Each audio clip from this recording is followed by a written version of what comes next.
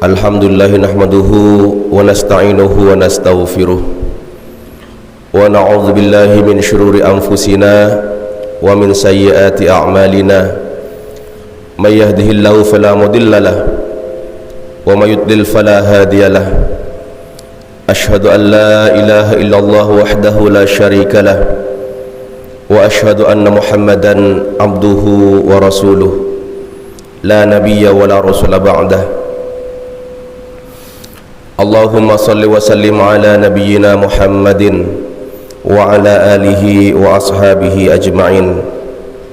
Rabbi shrah li sadri wa yassir li amri wahlul 'uqdatam min lisani yafqahu qawli. Amma ba'du.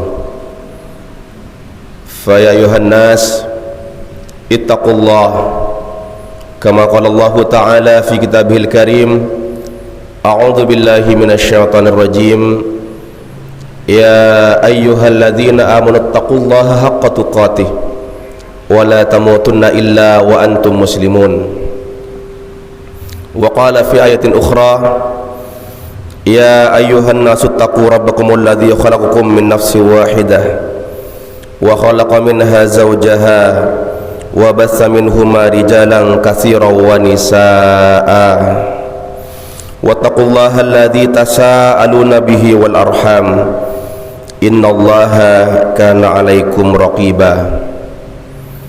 Hadirin jamaah Jumat rahimani wa rahimakumullah, kita bersyukur kepada Allah, Zat yang memerintahkan kita untuk bertakwa kepadanya. Maka marilah kita meningkatkan kualitas ketakwaan kita kepada Allah, karena sesungguhnya ukuran kemuliaan seseorang itu adalah kadar ketakwaannya. Inna akramakum indallahi atqakum. Sungguhnya yang paling mulia di antara kalian adalah yang paling bertakwa, kata Allah. Hadirin sidang Jumat rahimani wa rahimakumullah, dalam sebuah hadis disebutkan innallaha yarfa'u bihadzal kitabi aqwaman wa yad'u bihi akharin. Sesungguhnya Allah mengangkat dengan kitab ini suatu kaum. Allah mengangkat derajat suatu kaum dengan kitab ini, dengan Al-Qur'an, kata Nabi. Dengan Al-Qur'an ini, wa yad'u bihi akharin, dan Allah merendahkan yang lain dengan kitab ini. Ada orang-orang yang diangkat derajatnya oleh Allah dengan Al-Quran, dan ada orang-orang yang direndahkan derajatnya oleh Allah dengan Al-Quran. Hadis riwayat Muslim dari Umar ibn Khattab. Ada orang-orang yang ditinggikan derajatnya, yang diangkat derajatnya oleh Allah SWT, karena mereka dekat dengan Al-Quran. Bahkan bukan manusia, banyak sesuatu yang dekat dengan Al-Quran Allah angkat derajatnya, Allah tinggikan derajatnya. Buktinya kemarin ketika Ramadan, begitu banyak kaum muslimin yang berlomba-lomba beribadah, siangnya puasa, malamnya qiyamul lail. Mereka berebut Lailatul Qadar. Kenapa Ramadan begitu mulia? Karena pada bulan Ramadan tersebut diturunkan Al-Quran, diturunkan sesuatu yang mulia, yaitu Al-Quran. Syahrul Ramadan alladzi unzila fihi Al-Quran. Bulan Ramadan, ketika di bulan tersebut diturunkan Al-Quran, maka Allah ikut sertakan kemuliaannya, karena di situ diturunkan sesuatu yang mulia.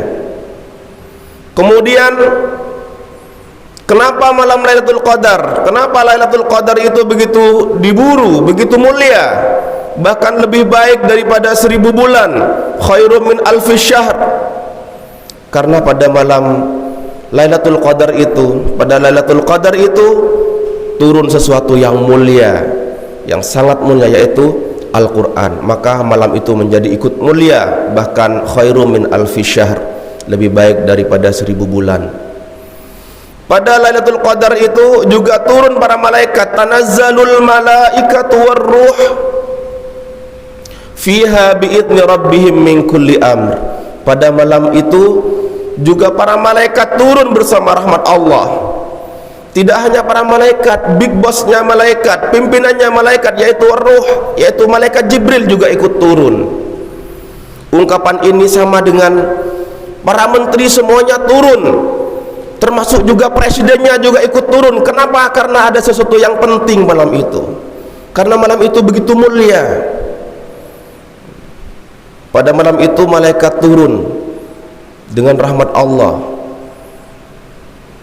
Tidak hanya malaikat-malaikat, pimpinan malaikatnya juga turun, yaitu malaikat Jibril, karena mulianya malam itu.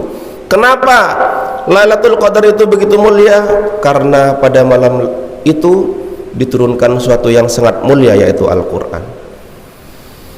Kenapa Rasulullah begitu mulia? Kenapa Rasulullah menjadi pimpinannya para nabi dan rasul? Karena kepada Rasulullah, kepada nabi kita Nabi Muhammad SAW diturunkan Al-Quran. Maka kita selaku umat Islam, kita umat Rasulullah dimuliakan dibandingkan umat-umat yang lain. Barang siapa yang dekat dengan Al-Quran, maka Allah akan muliakan mereka. Maka mari kita berusaha untuk dekat dengan Al-Quran, karena ukuran kedekatan seseorang dengan Allah yaitu diukur seberapa dekat dia dengan Al-Quran. Sebaliknya, orang-orang yang menjauh dari Al-Quran, orang-orang yang mengabaikan Al-Quran, maka Allah hinakan mereka, Allah rendahkan mereka. Kehidupan mereka di dunia menjadi sulit, menjadi sempit. Bahkan di akhirat mereka direndahkan, mereka dihinakan oleh Allah. Wa man a'rada an dzikri fa inna lahu ma'isyatan dhanka, kata Allah.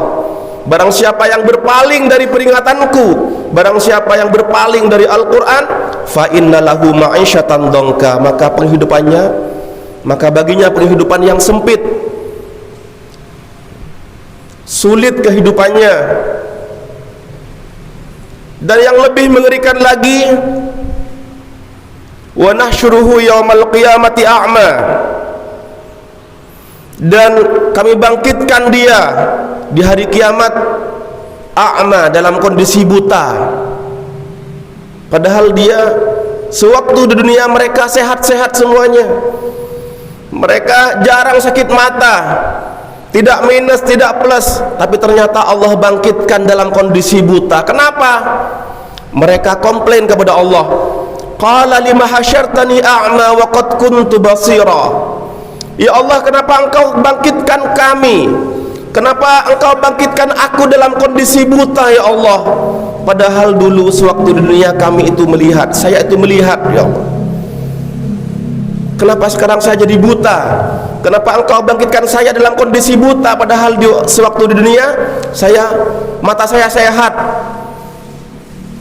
saya bisa melihat. Apa kata Allah? Qala kadzalika atatka ayatuna fanasitaha. Ya, seperti itu kami berikan kepada kalian kitab kami turunkan, kami berikan Al-Quran kepada kalian, fanasitaha, kemudian kamu mengabaikannya. Wa kadzalika al-yawma tunsa, maka demikian juga kamu sekarang diabaikan. Barang siapa yang mengabaikan Al-Quran, barang siapa yang menjauh dari Al-Quran, barang siapa yang berpaling dari Al-Quran, maka siap-siap nanti di hari kiamat dia akan diabaikan. Dia akan menjadi orang yang dihinakan oleh Allah. Dia akan menjadi orang yang dibangkitkan dalam kondisi buta. Na'udzubillahi min dzalik. Kemudian di ayat yang lain, summa awrasnal kitabal ladzina istafaina min ibadina. Kemudian kami wariskan Al-Quran ini kepada hamba-hamba kami yang terpilih. Di antara hamba-hambanya yang terpilih ada 3 golongan orang yang diwarisi Al-Quran tersebut. Faminhum zalimun li nafsih, ada di antara mereka yang zalim pada dirinya sendiri. Wa minhum muqtasid, dan ada yang pertengahan. Wa minhum sabiqum bil khairati biidznillah, dan ada orang-orang yang berlomba meraih kebaikan, mengerjakan amal-amal saleh dengan izin Allah. Dzalika huwal fadlul kabir. Hal tersebut adalah suatu keutamaan yang besar dari Allah, suatu karunia yang besar. Ada orang-orang yang diberi Al-Quran oleh Allah, tapi mereka termasuk orang-orang yang zalimul li nafsih. Mereka termasuk orang-orang yang zalim pada diri sendiri. Kenapa dikatakan zalim pada diri sendiri? Karena mereka ketika Allah berikan Al-Quran sebagai petunjuk hidupnya, petunjuk jalan hidupnya, mereka mengabaikan petunjuk tersebut. Saya analogikan, ada seorang tentara yang dia dilepaskan di sebuah hutan belantara, dan dia dibekali sebuah peta untuk bisa pulang ke base campnya. Tapi dalam perjalanan pulang ke base campnya, peta itu tidak dibuka sama dia, peta itu diabaikan sama dia. Dia tidak menggunakan peta itu sebagai petunjuk jalan arah pulangnya ke base camp. Maka dia mengandalkan fikirannya, maka tiba-tiba dia tersesat, tidak bisa sampai ke base camp.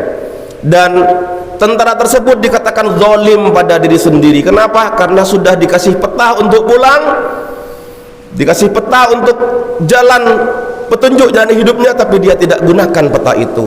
Sama dengan orang-orang yang Allah berikan Al-Quran. Kita ini aslinya penduduk surga. Allah letakkan kita, Allah turunkan kita ke muka bumi, Allah berikan petunjuk jalan supaya kita bisa pulang ke surga, ke kampung halaman kita. Allah bekali kita dengan sebuah peta, yaitu Al-Quran. Allah bekali kita dengan sebuah petunjuk, yaitu Al-Quran.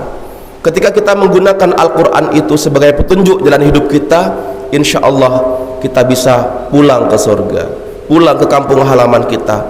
Tapi ketika kita menjauh dari Al-Quran, ketika kita tidak menggunakannya sebagai jalan petunjuk kita, maka sangat mungkin kita akan tersesat dalam perjalanan kita. Na'udzubillahi min dzalik. Maka ma'asyiral muslimin rahimakumullah, mari kita siapkan diri kita, keluarga kita, anak-anak kita untuk senantiasa dekat dengan Al-Quran. Karena ketika kita dekat dengan Al-Quran, ketika keluarga kita dekat dengan Al-Quran, ketika kecamatan kita, di kabupaten kita, di negeri ini semuanya dekat dengan Al-Quran, maka insya Allah Allah akan berkahi negeri kita ini. Karena kata Allah, wa hadza kitabun anzalnahu mubarakun fattabi'u, dan ini kitab ini, Al-Quran ini kami turunkan dengan penuh barakah.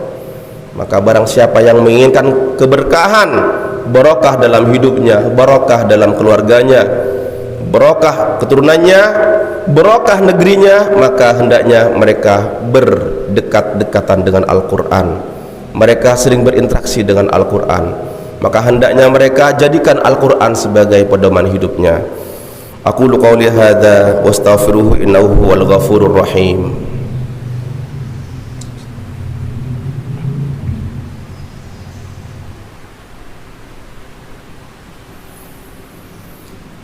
Alhamdulillahi rabbil alamin. Asyhadu an la ilaha illallah wahdahu la syarika lah, wa asyhadu anna Muhammadan abduhu wa rasuluh. Allahumma salli wa sallim ala Muhammadin wa ala alihi wa ashabihi ajma'in. Fa ya ibadallah, ittaqullaha haqqa tuqatih wa la tamutunna illa wa antum muslimun. Para jamaah Jumat rahimani wa rahimakumullah,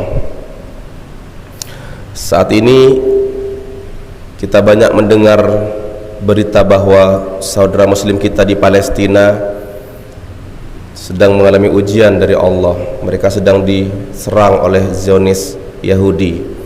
Maka mari kita kirimkan doa-doa terbaik untuk saudara kita di Palestina. Semoga Allah berikan kemenangan, Allah berikan kekuatan di hati-hati mereka.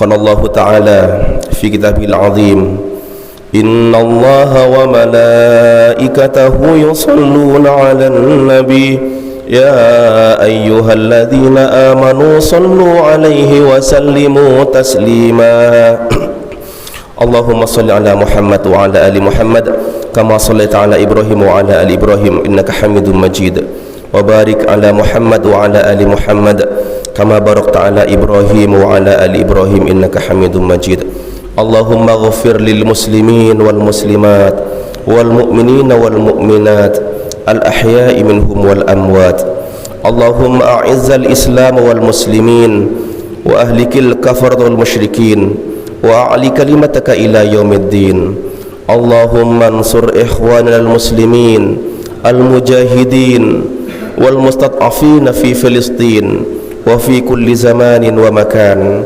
اللهم ثبت إيمانهم وأنزل السكينة على قلوبهم ووحد صفوفهم اللهم أهلك الكفر المشركين اللهم دمر اليهود وشتت شملهم وفرق جمعهم اللهم انصر إخوان المسلمين في فلسطين اللهم انصرهم نصرا عزيزا يا رب العالمين اللهم اجعلنا من أهل القرآن الذين هم أهلك وخاصتك اللهم اجعلنا ممن يحلل حلاله ويحرم حرامه ويؤمن بمتشابهه ويعمل بمحكمه ويتلوه حق تلاوته آناء الليل وأطراف النهار اللهم اجعل القرآن العظيم لقلوبنا ضياء ولأبصارنا جلاء ولذنوبنا ممحصا ولأسقامنا دواء وعن النار مخلصا اللهم انقلنا بالقرآن العظيم من البدعة إلى السنة ومن النار إلى الجنة ومن الظلمات إلى النور ومن الفقر إلى الغنى ومن الضلالة إلى الهداية ربنا لا تزغ قلوبنا بعد إذ هديتنا وهب لنا من لدنك رحمة إنك أنت الوهاب ربنا هب لنا من أزواجنا وذرياتنا قرة أعين واجعلنا للمتقين إماما ربنا آتنا في الدنيا حسنة وفي الآخرة حسنة وقنا عذاب النار والحمد لله رب العالمين وأقيم الصلاة